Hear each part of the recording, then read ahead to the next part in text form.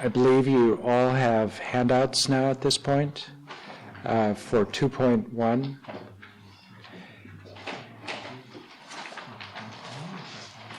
And so I will be referring, and this will be the pattern throughout much of the teaching, that for most classes there will be citations in your handout. So I will be referring to a number of scriptural citations, and so this will, having the handout will free you from having to try to transcribe the citations. And then, of course, that you get them perfectly, and then these have been translated by Christoph. And so, anyway, I hope these are of great value to you. And in fact, for the retreat, I suggest that one of the temptations I think that people encounter when they go into a Shamata retreat is to turn it into a study retreat. And so people bring books, they go to the library, check out books, and I suggest that you don't do this, because this is a trick of the conceptual mind that is trying to get you to do everything except meditate and to focus on what's going on in the present moment of your own experience. And so these 27 pages of handouts, and a few more than that actually with the appendix, this is all that you need to read, I think, really, unless you have some real compelling need to read something else. But if you really focus on each session and just reread the citations, scriptural citations that are in your handout, I think this will be a great benefit to you. And so I would like to begin with a citation from Lama Yeshe.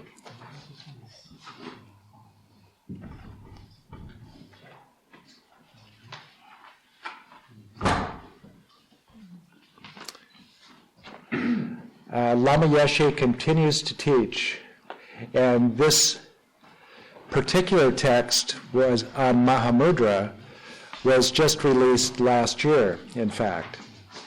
And this is a compilation and selection of some of Lama Yeshe's Maha Mudra teachings from the 1980s. But this particular quote of his, in his introduction, really, to Maha Mudra, I think, really captures the essence of what we are really all about here, what we are trying to achieve in Dzogchen practice. And so Maha Mudra and Dzogchen are really brother and sister traditions. One, of course, Maha Mudra's Kagyu tradition has its own lineage. Dzogchen is Nyingma tradition, has its own lineage, but the practices are very, very similar. The view is identical until you get to a particular point, anyway, that is far beyond what we are going to be covering in this retreat, the stage of direct crossing over. Then they each have their own individual practices after you really stabilize in pristine awareness. Then what do you do? So there the traditions diverge. But everything that we are going to be doing, you can think of Maha Mudra and Dzogchen as really being almost synonymous, even though, and I will be bringing in many sources also from Maha Mudra, because I have been studying Maha Mudra, and Lama Allen has taught Maha Mudra, and so and all very similar to Dzogchen. So this is what Lama Yeshe has to say, and of course in the Gaelic tradition, there is not much emphasis on Maha Mudra, but there is some, and all of it, really, the Gaelic tradition of Maha Mudra comes through the Panchen Lama Losang Chukyi Gyaltsen. And so this is what Lama Yeshe is referring to here. He says, in Maha Mudra meditation, there is no doctrine, no theology, no philosophy, no God, no Buddha.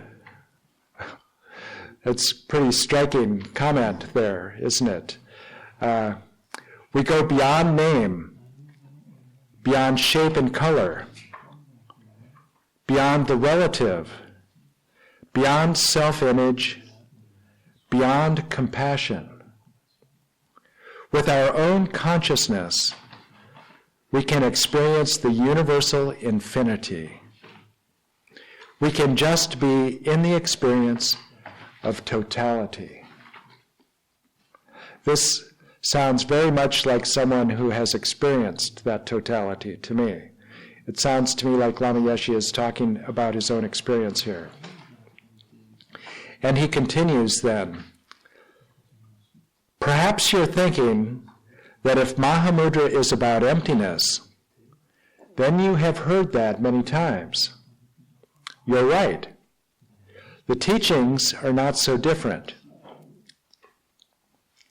But the unique approach of this presentation is the emphasis on meditation, the experience of emptiness, rather than explaining what it means. In the Maha Mudra text I am using here, Panchen Lama Losang Chukyi Gyaltsen says there are two approaches to realizing emptiness.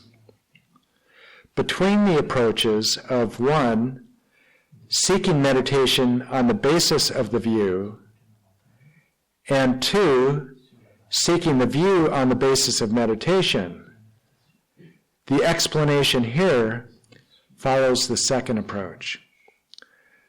This is really distinctly Maha Mudra and Dzogchen right here, and this is very different from the new translation schools, the Geluk approach, the approach of Geshis and Khenpos, who are very, very well educated, have conceptual knowledge, and then hopefully get to experience through meditation later. So the two choices are, we all want to end up at the view, the understanding, the direct experience of emptiness and pristine awareness. So the question is, do you go to the view by way of meditation, or do you start with the view and really educate yourself fully about that, do the 20-some years of monastic education that is required to get a Khenpo or Geshe degree, and then hopefully go off to do retreat after that? So those are the two approaches. And this is, so Losang Chukyi Gyaltsen said that his approach is beginning with meditation, and then you discover the view yourself, and then at that point you're ready to receive teachings on the view. So this is exactly what Padmasambhava also said. This is found in his text, Natural Liberation. According to the custom of some teaching traditions, you are first introduced to the view, and upon that basis you seek the meditative state. This makes it difficult to identify pristine awareness. In this tradition, you first establish the meditative state, then on that basis, you are introduced to the view. This profound point makes it impossible for you not to identify pristine awareness. Therefore, first settle your mind in its natural state. Then bring forth genuine shamatha in your mind stream and reveal the nature of pristine awareness. This is very provocative also, isn't it? Padmasambhava is saying that if you take the route of a well-educated scholar, it makes it difficult to actually identify pristine awareness.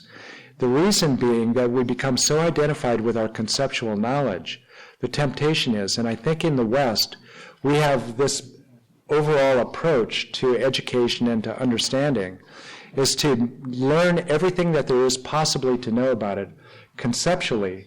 And then we, in our Western approach to knowing the nature of reality and the world, that is sufficient, generally, a comprehensive conceptual understanding.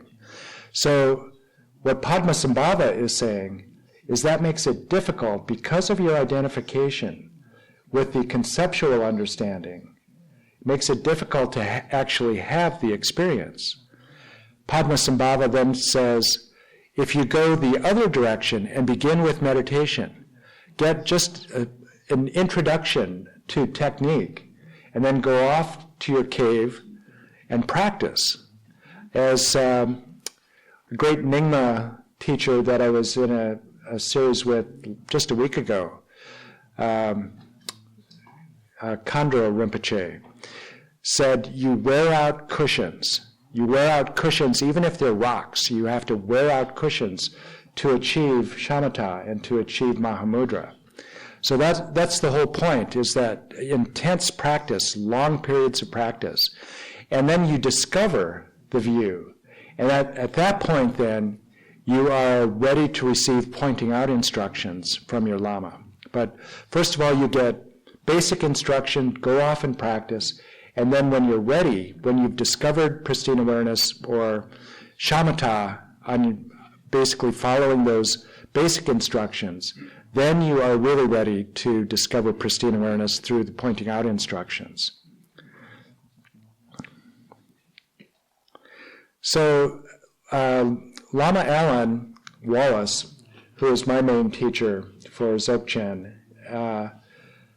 has a degree in comparative religion from Stanford University. So I'll tell you a little more about Lama Alan and his, I think, what are very unique qualifications in this world.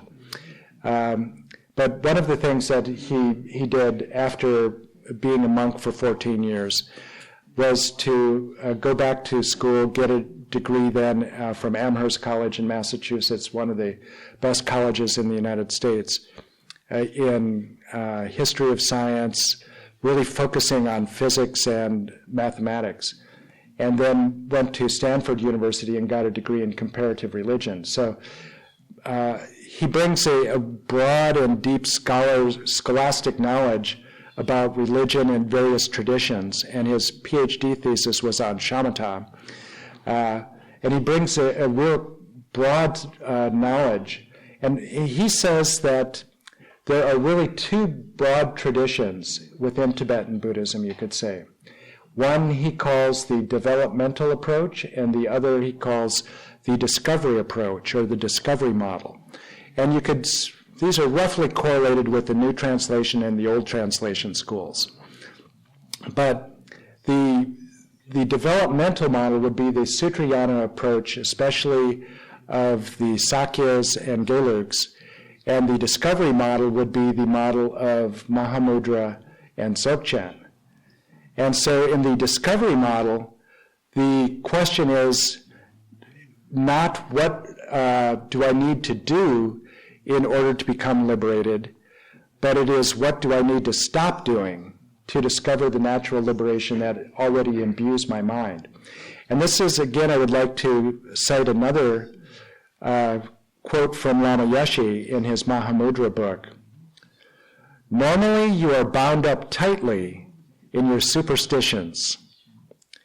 If these are released, you can touch an unbelievable dimension of reality.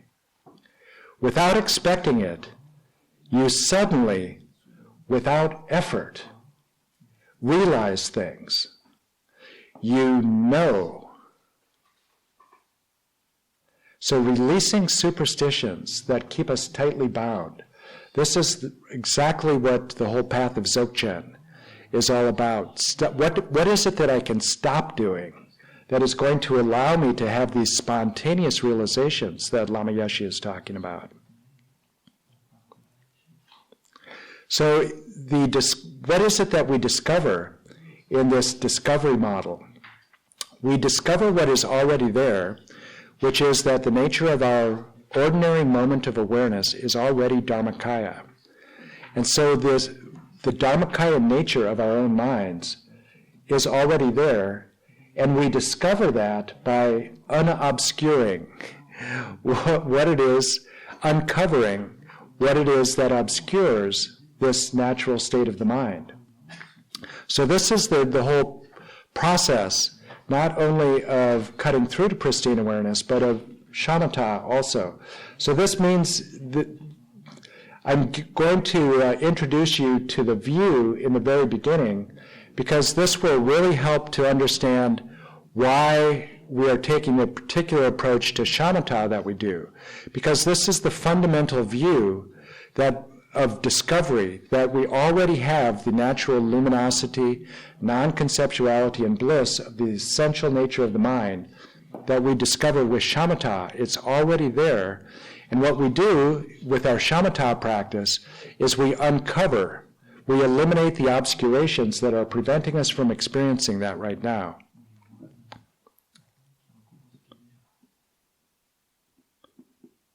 So I would first like to introduce you to the lineage of these teachings that I'll be citing in this text. So there's, of course, many great teachers of all Tibetan traditions, many great teachers of Maha Mudra, many great teachers of Dzogchen, but the particular lineage that I will be introducing you to and that I am really focused on studying with Lama Alan Wallace is the tradition of Dujam Lingpa.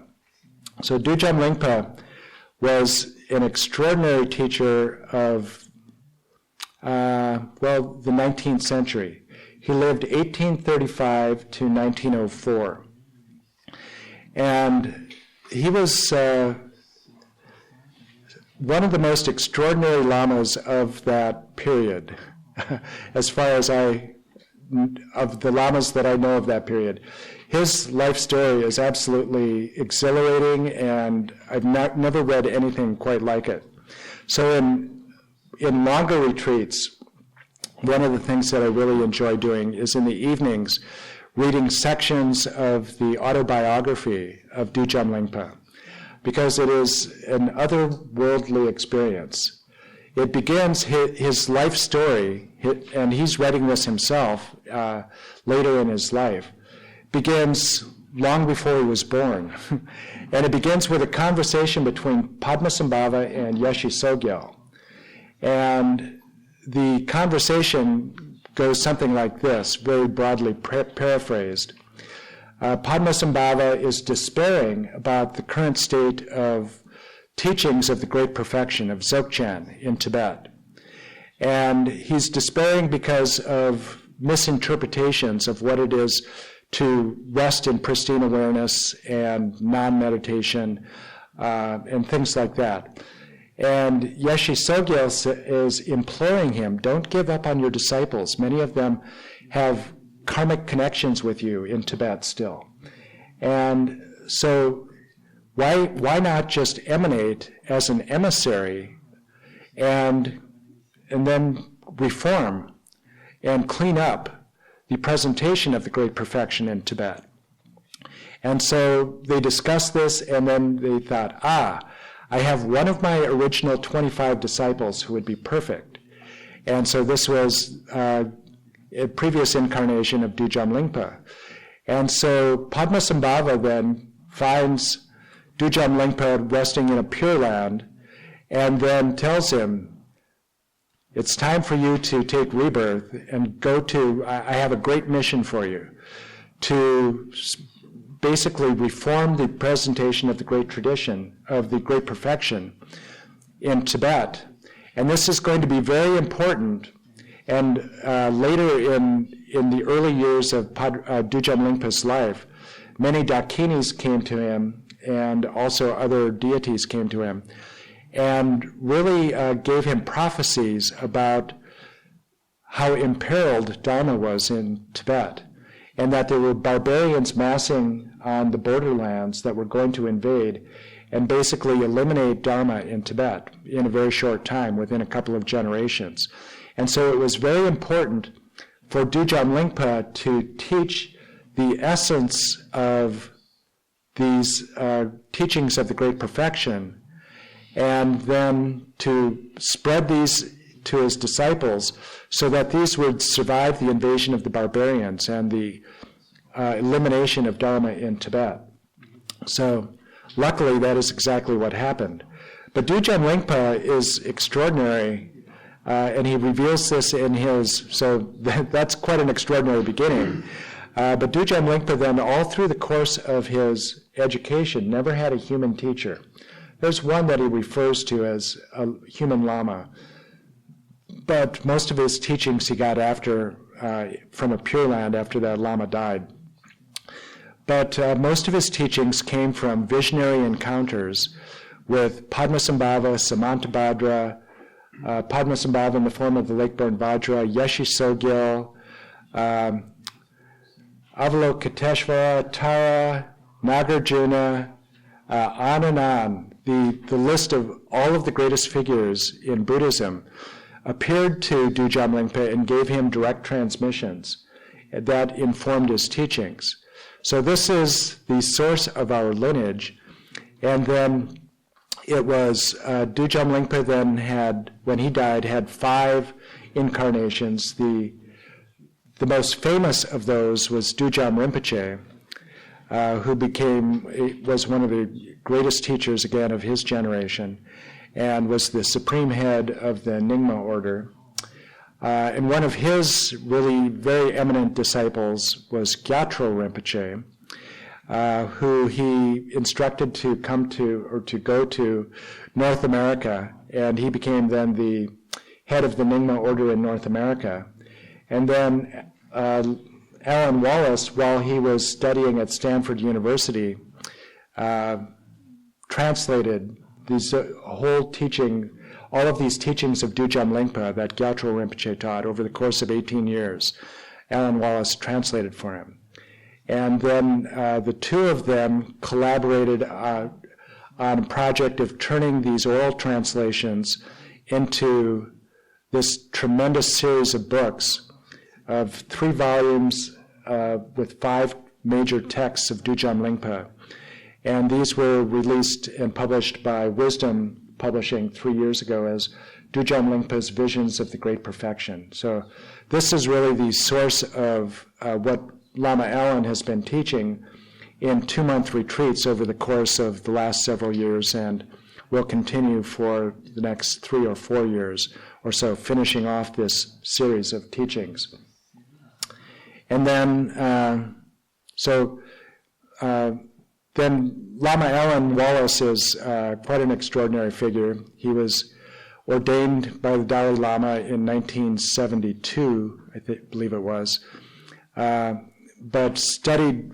The Dalai Lama was a very close personal teacher for him. You know, amazing to think. There was a time when you could actually get personal instruction from the Dalai Lama, and so he was his first meditation teacher. And he gave him instructions and then set him up in a number of other things, but he gave him meditation instructions and then sent him to the meditation huts of the hermits up above Dharamsala. And he then meditated in a neighborhood with great yogis who had been in retreat for some of them for 35 years, among them Gen Lamrim, who he ended up living with for a year. And then he, as I mentioned, after 14 years as a monk, and Alan Wallace was the first translator for the Dalai Lama in his first tour of the West, and he's been just a close collaborator with the Dalai Lama on a number of projects, including the Mind Life conferences and etc. But and now the Dalai Lama is a very strong supporter of a project that Alan Wallace is building in Tuscany called the Center for Contemplative Research, and I'm very fortunate to be helping him with that project. So all of this, it's a very short lineage that stretches basically from Dujam Lingpa, Dujam Rinpoche, Gyatro Rinpoche, Alan Wallace. You know, so it's quite extraordinary that this has come to us in so pure a form. And during Dujam Lingpa's lifetime, later in his life, he amassed a number of disciples. He became a great influential figure in Eastern Tibet. And 30 13 of his disciples achieved rainbow body during his lifetime. And one of the prophecies that he received from the Dakinis was that in his lineage, over the course of many generations, that 100 of disciples in his lineage would achieve great transference rainbow body, which is an extraordinary prophecy yet to be fulfilled. Because in Tibet, there are only a handful of figures that ever achieved great transference rainbow body, Padmasambhava being one of them. So this is an extraordinary prophecy to think of what's to come yet. And so it always is a wonderful question to think of the 3,000 disciples of Dujam Lingpa that were studying and achieved 1,000 of which became Vijayadaras, meaning that they were knowledge holders or stabilized in pristine awareness. So 1,000 of those disciples, very, very high realizations. It's always interesting to think, what happened to them? Where are they now? Might they be in this room right now? Why are we so attracted to these teachings of Dujam Lingpa? One of the things that is so striking to me about these teachings of Dzogchen, and especially Dujam Lingpa's presentation, is that they seem so perfectly attuned to our contemporary times. So you don't have to adopt a belief system. They are very scientific in their approach, very empirical, very pragmatic, all about doing what Lama Yeshe described as releasing our grasping to superstitions. So this is I think, why these teachings are resonating so powerfully in the contemporary world, because they seem like they're just so perfectly fit with our modern scientific worldview and education. And it really gives us a sense that we can do this, that we can achieve pristine awareness, that we can cut through, we can achieve Shamata, we can cut through to pristine awareness, we can become fully awakened. The path is so clear, so direct, so unelaborated. You don't have to steep yourself in medieval India. You don't have to learn a foreign language. All you have to do is work with what is manifestly present, your own phenomenological experience of your own perceptions, appearances that are arising in your own mind, and then cut through those appearances to the nature of mind itself.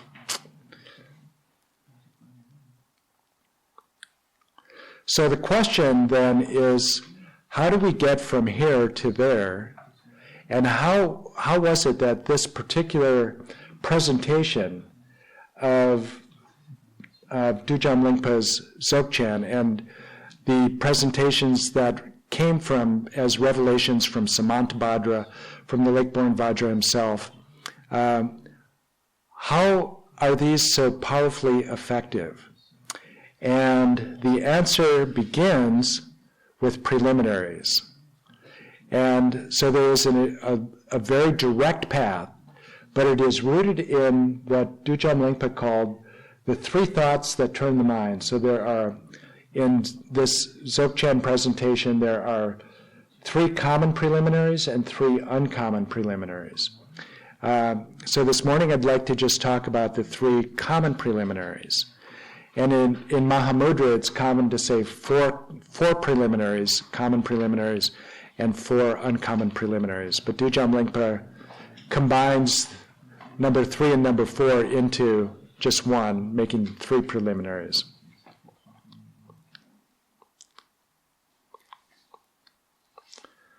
And these preliminaries are not the Mudra practices of prostrations, mandala offerings, guru practice, all of that can take years to get through.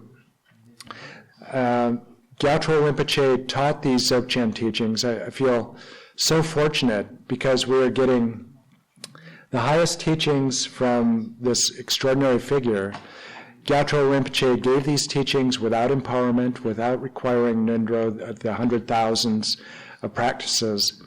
That's not in all that common among Dzogchen teachers. A lot of Dzogchen teachers require you first to do the practice, the 100,000 of the prostrations, the mandala offerings, etc., the Vajrasattva, etc., before you are qualified to get these Dzogchen teachings. So I feel, especially at this age, that I feel very fortunate to be able to go directly to these teachings, but that doesn't mean that there aren't preliminaries. And these preliminaries are the real preliminaries, according to the great masters of Dzogchen and Maha Mudra. Khandro Rinpoche, who is the daughter of the former head of the Nyingma order, and she's a lineage holder for Mindraling, for the Jetsuma lineage, extraordinary lineage of female lamas, said about this that these are the real preliminaries. She was also talking about why these being the real preliminaries and the Nindro of the 100,000 practices are for people maybe of lesser abilities who need greater purification. And she said that these are the preliminaries to really focus on, and these are preliminaries that you're never finished with. These are going to inform your practice from here right on through pristine awareness. And it was quite humorous. She said, and if you're still working on the 100,000s, my heart goes out to you. So, Dujam Rinpoche also said about the preliminaries, the importance of the preliminaries. He said, the birth of understanding of the great perfection in your mind stream depends on the preliminary practices, which is why J. Drikung declared, for other dharmas, the main practice is considered to be profound. But here we consider the preliminary practices to be profound. So this is what, one of the greatest Dzogchen masters of his time had to say about these preliminaries. These are absolutely crucial for the view of Maha Mudra and Dzogchen to take root in your mind stream. And these are really familiar to, I think, almost all Dharma practitioners, from Lamrim on up to Anuttara Tantra practice. These are, common preliminaries throughout all of Buddhism. And what they are all intended to do is to lead to Nyenjung, the spirit of emergence, as Lama Ellen translates it, or the spirit of definite emergence, emerging from the conceptual elaboration or the conceptual enslavement of samsara. So there are two necessary ingredients for this Nyenjung, which is refuge, or for renunciation, that is. So the first of these entails disillusionment with samsara. So this is absolutely critical. Annie Elizabeth also, and Gwen and I had a conversation in a park before catching a train here, and Annie Elizabeth had something to say, something like, this person had fallen away from the Dharma because they weren't disappointed yet with samsara. Samsara was still a good deal for them. It was still providing everything that they needed. So without this, basically, and we're going to go into this exactly, this understanding in Dzogchen, I think this afternoon or tomorrow, what it is that we are actually renouncing, or what it is that we are trying to cut through when we say we're going to free ourselves from samsara.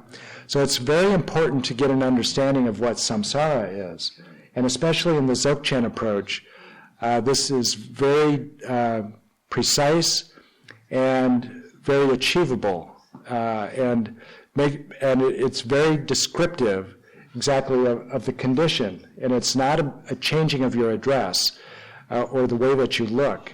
This is a changing of your fundamental perception of the mind.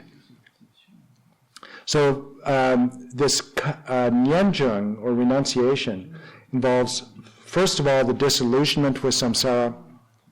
Then it involves refuge, having a solution, having some place to go for protection. So out of your motivation to be free from samsara, what is it that where you go for protection? So if you have a fire, you go to the fire department. If somebody is breaking into your house, you call the police. So if you want to be free of the suffering of samsara, then what is your refuge? So this refuge then entails protection from the suffering of samsara, but it also entails a path of liberation, leading to being free of samsara entirely. And then, of course, when you have this feeling of disillusionment for samsara for yourself, you realize that all sentient beings are in the same condition. And so your wish to be free of samsara mushrooms, it's supernovas. You wish that not only for yourself, but other people are all in the same condition as you are, so why wouldn't you wish for them to be free from suffering also? So this then leads to compassion, and then great compassion, the determination to actually do something about it. And without this renunciation, or without this nyenjung, or this definite emergence, you have goosebump renunciation. So like the bumps on your skin when you get cold, they come and they go very quickly, or sometimes it's called hairy renunciation, like a monk's head is shaved and the hair grows back, and how. So it's this renunciation, if it's not steeped in these three preliminaries, then your zeal is going to be like the dew in the morning sun. It's going to evaporate very quickly. So it's very important to steep our minds in these three preliminaries. The first of these is what you're familiar with as this precious human life. And the basic proposition here is that I have everything I need right now in this precious human life. And the question then is, for what? And the answer is to achieve my ultimate goals, to achieve authentic happiness, to satisfy what His Holiness the Dalai Lama calls our most primary drive in this human life, is to achieve happiness. So if your view of happiness is based on seeking pleasure, then you may not have everything that you need right now, because there's always something missing. If your vision of happiness is having or being caused by external things, then it all becomes a matter of managing external circumstances so that you can be happy, collecting things, and then once you have these things, holding on to them, grasping to them so that you don't lose them. But in this view of authentic, genuine happiness then, this is not dependent on what the world gives to you, but on what you bring to the world. It's your state of mind. And so in the Lamrim, it's said that there are three very important elements to developing this realization of the precious human life that we have. And the first of these is identifying our leisure and fortune, or leisure and opportunity. The second is to contemplate their great value. And the third is to contemplate the difficulty of obtaining them. So this is a three-step analysis, basically, that leads us to understand and to really appreciate the wonder of this opportunity that we have. And in the Lamrim, Pabonka Rinpoche, who is the two Lamrims that I consult over and over again, of course, are the Lamrim Chenmo of Tsongkhapa, and then Pabonka Rinpoche's teaching in the 1920s that has come to us in several Lamrims published since the 1980s or so.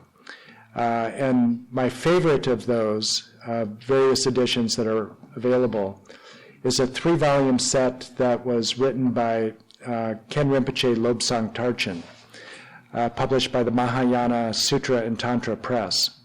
And this one is, so there's, of course, the 1 volume of Liberation in the Palm of Your Hand.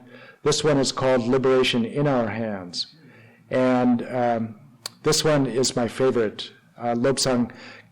Geshe Lobsang Tarchen was one of my first teachers as well, and in 1959 was the highest ranking Lharampa Geshe that was fully trained in Tibet. So in this Lamrim, it states, we must first identify what our leisure and opportunities are, or we will be like the pauper who remained poor because he did not realize that his hearthstone was made of gold. So if we don't know what our leisure and fortune are, then we're in that same situation. We don't know how rich we really are. We might be a pauper and actually have all of the attributes, all of the assets right there on our very hearthstone and not realize it. So it's very important to first realize and take an inventory of what our leisure and opportunities really are. And for Dujam Lingpa, these are 6. The Lamrim has 10, I believe it is, 10 list of 10 leisures, 10 opportunities. But here, Dujam Lingpa has a list of 6. The first is our body, and we have, for one, a human body, which is very important for achieving, because this provides us with the intelligence to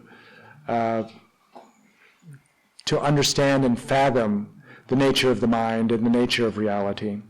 Also, we have enough health. You know, we're not at a point yet where my mother is right now at age 96, where she's not capable of doing Dharma right now. If I were to teach her all of this, she would forget it. By the time that I got to the end of a sentence, she would have forgotten the beginning of the sentence. So our bodies and our minds are adequate. We have enough good health, we have enough intelligence, our minds are sound enough to really reach the highest goals of this human life. So we have always a tendency, especially as we age, to compare ourselves now with 10 years ago and think maybe the opportunity has already passed me. But that's not the case. This is the first element to recognize. There's no excuse. My health is good enough, and we should rejoice in that. The second is our environment. And so you're very fortunate to be living in France, to be living in Europe, to be living in a country that has freedom, where you're not persecuted for practicing Dharma. You're not locked up like lamas were in Tibet after beginning in really the early 1950s for simply being lamas, for being tulku. A number of our great lamas spent 17, 19, 21 years in Chinese concentration camps simply because they were tulkus, simply because they were lamas. So we have this great leisure and opportunity of living in this environment, living in the West right now. We have friends, like-minded spiritual friends, which are so important because we tend to emulate people that we hang out with. So it wasn't that long ago, I know many of us are of an age, that we can remember when it was very difficult to find spiritual communities. But now it's relatively easy. There are 5,000 Tibetan Buddhist centers in North America and Europe. Now, it wasn't that long ago, the 1950s, 1960s, that there were none. So there's been a tremendous explosion of opportunity and spiritual communities. The fourth opportunity that we have are spiritual mentors.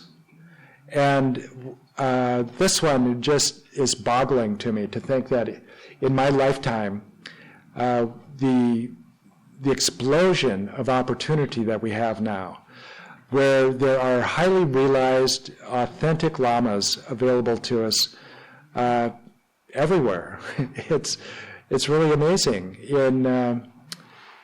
I was studying with a Theravadan monk in Ladakh, actually 4 years ago, and he said that his advice to when people came to him and asked him, where should I practice, what lama should I go find, his advice was always go to California.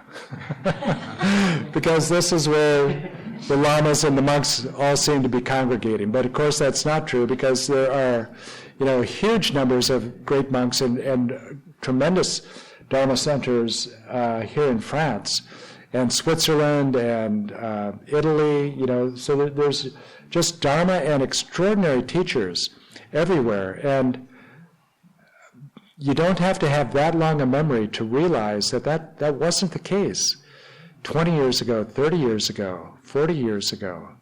Dharma was hard to find. There were just a few books available.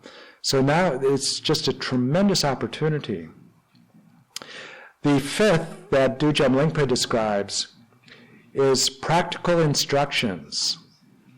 This again is a real Dzogchen Maha Mudra approach. The practical instructions for how to achieve the path, how to put the path into practice. And of course this is the practical instructions is referring to what Padmasambhava said. This is our approach. We approach the meditation first, and then these are the practical instructions that are available to us, so that we can take this approach of Padmasambhava so that it's something more than just books or scholarship, but it's the practical instructions about how to achieve these states of mind. And then the sixth opportunity that we have is time. And so many of us I know seem very busy, working 60 hours a week, some people, but it's surprising how many people have enough time. I have enough time. In the last retreat that I was at, I had a whole list of advices for people in a 1-month retreat about how to return home. And it turned out that every person that was in this retreat didn't have to go back to a job. That they were all going back basically into retreats of their own. So it's extraordinary to think that we all have enough time to practice. So not all of us in this room, I'm sure, have that opportunity. But we can, I think, because of the affluence of the culture and the society that we live in. It's not that difficult to live a comfortable life, and so that our time becomes more valuable than money. And that then is the leisure that we have of time. It is available to us here. We're not hunter-gatherers, or we're not having to spend all of our time trying to feed ourselves. And there are certainly many people in the world for whom that is the case. Many of them are refugees fleeing their country because what they are looking for is the leisure that we have here, and the security that we have here, and the safety that we have here. So the refugee crisis around the world, I think, really helps us to understand our leisure and fortune. We have what everyone wants, and let's make use of it. In regard to having enough time, Lama Tsongkhapa said, "More precious than a wishing gem is this human form with leisure. To have found such a life happens but this once. Difficult to acquire and easily destroyed, it is like a flash of lightning in the sky. Contemplating this, one must realize all worldly endeavors are like winnowed chaff, and strive day and night to obtain what has true value." So to have this precious life, and then to waste it on the 8 mundane worldly concerns, or the triple gem, the 3 gems of the mundane world, wealth, beauty, and power. To waste all of these precious opportunities that we have on getting rich, on attaining status or power, being successful. All of that is what my old friend Rabina Corten said is like wiping your bum with $100 bill. So that is to waste your life. Dujam Lingpa actually calls this sloth, to devote your life to being successful. He says that as being lazy. So one of the things that I really appreciate about this 3-volume set of the Lamrim of Lobsang Tarchen, Geshe Lobsang Tarchen, is what is known as Appendix F in the 2nd volume.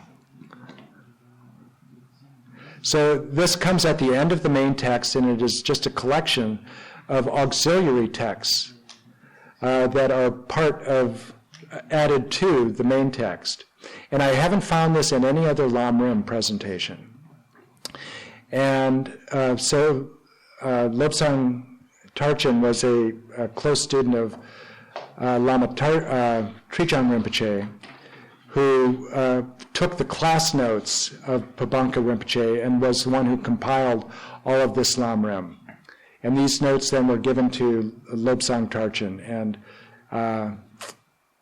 so for many years, in my early Dharma career, I lived in a very remote place in the mountains of Washington State. And there were very few people around, and certainly no Dharma centers and no teachers. And so my constant companion and my teachers at that point were the Lamrim and all of these various volumes of the Lamrim. And so I really became very fond of this Appendix F at the end of the 2nd volume of the 3 volumes. And what is really unique about this Appendix F is that it is Pabanka Rinpoche's spontaneously composed verses on what is the standard for achievement of all of the stages of the Lamrim. So how is it that you can know that you have achieved one of the stages of Lamrim so that you can move on to another stage?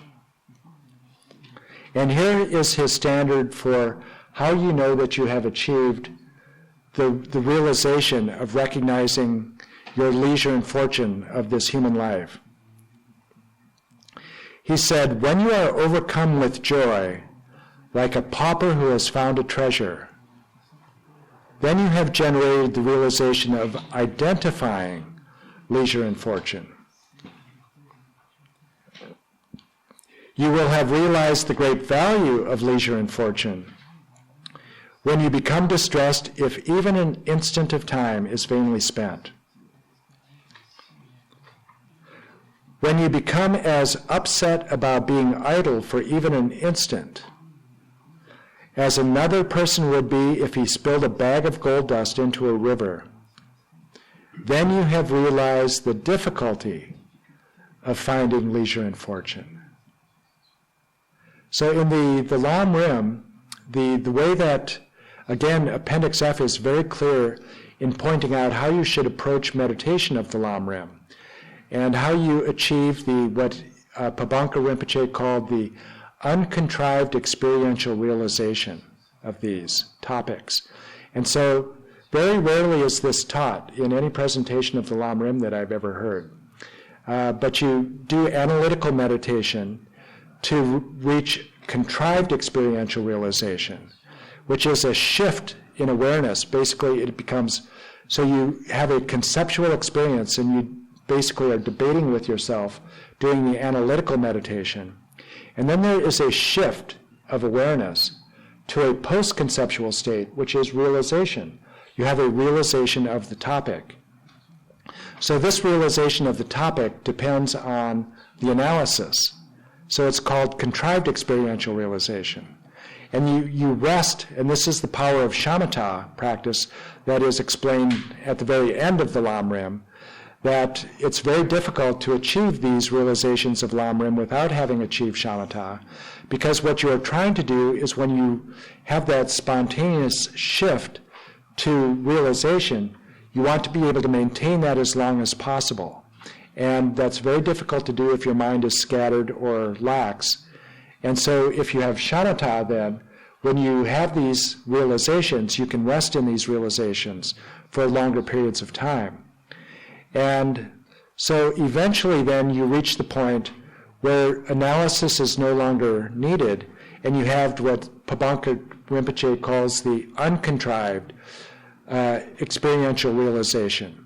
So that means that as soon as you bring the topic to mind, the preciousness of this human life, the uncertainty of the time of my death, etc., all the way through the Vipassana practice, you have these uncontrived experiential realizations. And then Pabanka Rinpoche says, you practice at achieving that realization at every level of the Lamrim, and when you have the uncontrived experiential realization, then you're ready to move on. Then you have a sufficient foundation to move on to the next topic of Lamrim. So that would be an extraordinary way of practicing in a long retreat. Do a 3-year retreat on Lamrim. That would be the way to do that, to just have this sequence of direct realizations of all the topics. So the first point, the first thought, the 3 thoughts that turn the mind, these are revolutionary thoughts. These are what Lama Allen says. If you realize these 3 preliminary thoughts, this turns your mind 180 degrees. Your orientation towards samsara now is oriented 180 degrees, you've turned, and now your orientation is towards liberation.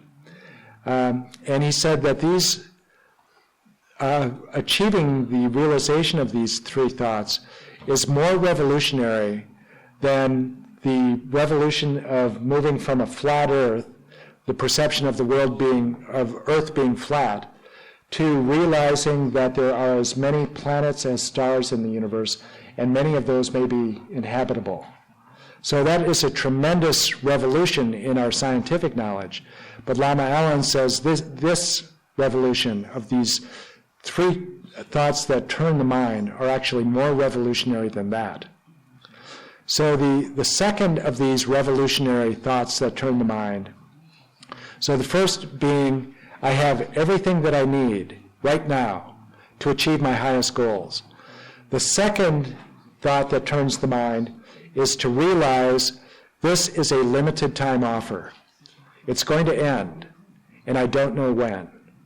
So this is impermanence, to recognize impermanence, to recognize that death is certain, but the hour of my death is uncertain. And so this is intended to provide urgency to our practice, to recognize that I don't know, as the Tibetans say, what comes next, the bottom of this cup of tea or my next life. It could be to be thinking constantly that this could be the last moment of my existence. And if we don't have that, we keep putting off until tomorrow my sincere practice of Dharma, Maybe tomorrow my conditions will be perfect. Maybe tomorrow I'll have enough money. I'll have more time. My kids will leave the house. My grandkids will leave the house. Whatever, tomorrow I'll have more time. Conditions will be better. So this recognizing that there may not be tomorrow is intended to inspire urgency, like a spark has fallen on your hair. You're not going to put off getting that spark out of your hair until tomorrow. Or dust in your eye. You're not going to put off eliminating that dust from your eye until tomorrow. It's something that you prioritize right now. So this is the realization. What really inspires this is that the time of my death is uncertain. So Pabanka Rinpoche says in the Lamrim that it's relatively easy to recognize that death is certain. But it's much more difficult to realize that the time of my death is uncertain, because we are all very, we don't think about death. We don't think that this could be my last day. And so Pabanka Rinpoche said, here is a key instruction that is both secret and profound about how to recollect that the time of death is uncertain. He says, you see and hear directly about the uncertainty of other persons' lives. This makes it very simple. Death strikes by means of many causes, suddenly and unexpectedly. One moment they are persons, the next moment they are corpses. One moment they are alive, the next they are gone. Analyze yourself as well, using sharp reasonings such as these. I have exactly the same nature as these persons. How can I be sure that I won't be a corpse this very night? So that is how you turn the mind. And all you have to do is look at and open your eyes to the reality of death all around us. People are dying unexpectedly all the time, and they never thought that this was going to be their last day when they woke up. One of the most bizarre episodes of unexpected death that I can recall in the last couple of years was a young woman who was a school teacher, was driving home near Boston, and a manhole cover came through her windshield of her car. She was driving under an overpass, and somehow a manhole cover became dislodged. It was totally unexplained. You know what a manhole cover is? In the street, there are these holes that have they're large steel, very heavy iron covers that so they weigh many hundreds of pounds, kilograms, and one of these became dislodged with no explanation. Investigation later couldn't explain how this happened, but it came through the windshield of her car as she was driving on a freeway and killed her. There are so many ways to die, and so few conditions that actually keep life together.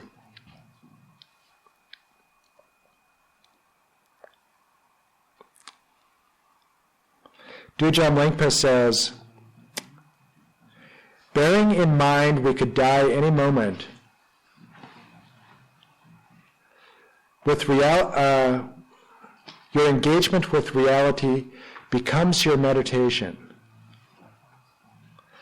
And then he continues, on this occasion when you have such a bounty of opportunities in terms of your body, environment, friends, spiritual mentors, time and practical instructions, without procrastinating until tomorrow and the next day, arouse a sense of urgency as if a spark landed on your body or a grain of sand fell in your eye.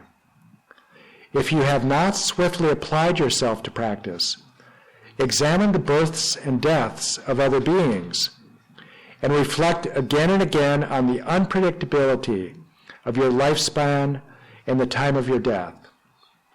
and on the uncertainty of your own situation. Meditate on this until you have definitely integrated it with your mind. This is the second point. And then the third point is just the existence of suffering and its causes. And this is intended to lead us to recognize that not only is there suffering in the world, but suffering has causes. And that if we know the causes of suffering, then it is important for us to stop creating the causes of suffering and give up the causes of suffering and take up the causes of authentic happiness. And then, in summary, these 3 points, Dujam Lingpa states in verse, "Hey, the appearances of this life, including your surroundings and friends, are like last night's dream, and this life passes more swiftly than a flash of lightning in the sky. There is no end to this meaningless work. What a joke to prepare to live forever. Wherever you are born, in the heights or depths of samsara, the great noose of suffering will hold you tight. Acquiring freedom for yourself is as rare as a star in the daytime. So how is it possible to practice and achieve liberation? The root of all mind training and practical instructions is planted by knowing the nature of existence. There is no other way. I, an old vagabond, have shaken out my beggar's satchel, and this is what came out." This is his pith advice. There is no other way to train the mind other than knowing the nature of existence. And so this inspires us then, all of these 3 preliminaries, inspires us then to practice with zeal.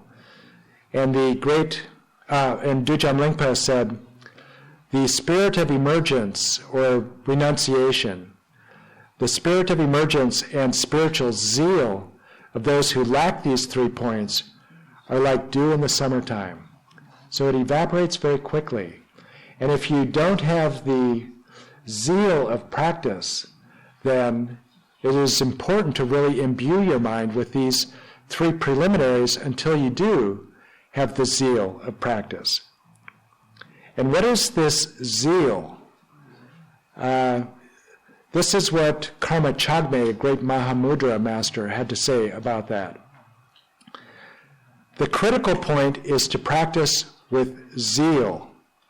So here he really describes what zeal is. Zeal does not entail mere diligence, but enthusiasm as an enduring quality of delighting in practice. If you practice with zeal, then signs of success in both the preliminary and the main phases of practice will occur. So this is really critical, that you have to have, the point of these 3 preliminary practices is to recognize that you have everything you need, it's going to end, and so I need to practice immediately. And this really empowers your practice with this delight and enthusiasm. And this is really absolutely crucial. So mere diligence or discipline is not going to take you very far in Dharma. If you're not getting results and you're not practicing with enthusiasm, with joy, then you're going to find other things to do with your 8 days rather than come to this center and sit on a cushion. So zeal, enthusiasm, this is what is going to power your practice and get you to the point where you then begin to have this spiral of success, where you develop stability and and clarity of your awareness, and stability and clarity of your attention that is going to give you results quickly, and that is then going to lead you to greater stability, greater clarity, and there's this upward spiral then of success. So the question then is, does your aspiration for liberation remain some vaguely defined wish, or is it an aspiration for the future, or is it an intention powered for this very present moment, powered by this enthusiasm and delight in practice? So this is what we want to achieve, that liberation is my intention. This becomes something rather than an aspiration, it becomes my intention for this very moment of practice. And especially when we understand what samsara means in Dzogchen practice, this becomes something that we can actually do in this very moment of practice. We can actually be free of samsara in this very moment by attaining this post-conceptual or non-conceptual awareness.